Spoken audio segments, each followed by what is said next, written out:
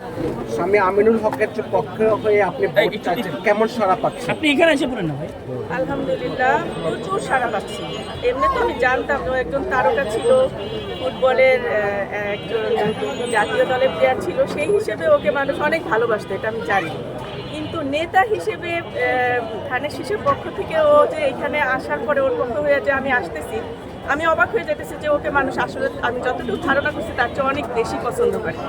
প্রচুর সাড়া পাচ্ছেন, প্রচুর। আলহামদুলিল্লাহ আলহামদুলিল্লাহ। আচ্ছা, নির্বাচনী যে ক্যাম্পেইন করছেন, ক্যাম্পেইন করতে গিয়ে কোনো বাধা বিপত্তি বা কোনো ধরনের শঙ্কা প্রকাশ করছেন কিনা?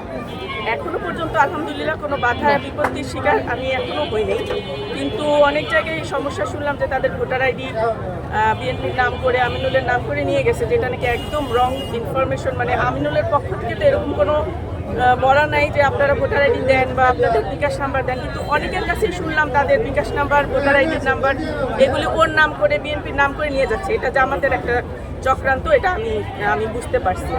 এই বিষয়ে আপনারা কি আনুষ্ঠানিকভাবে কোনো ব্রিফ দিয়েছেন বা কোনো ব্রিফ দিবেন? এটা আমিনুল তো প্রতিদিনই আপনাদেরকে এই ব্যাপারটা বলতেছে, আমি শুনতেছি যে আপনাদের সাথে ওর কথা হচ্ছে এই ব্যাপারটা নিয়ে, কিন্তু আনুষ্ঠানিকভাবে বলতেছে করছে নাকি এটা আমি এখনো জানি না। বাট আমি এইটা নিয়ে যে আমিনুল আপনাদেরকে বলতেছে এটা আমি প্রতিদিনই শুনতেছি।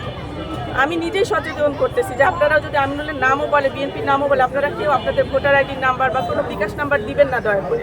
এটা আমি কয়জনের কাছে পৌঁছাতে পারতেছি আমি জানি না, বাট তার আগেই অনেকের কাছ থেকে নিয়ে নেওয়া হচ্ছে। Okay, thank you. Thank you.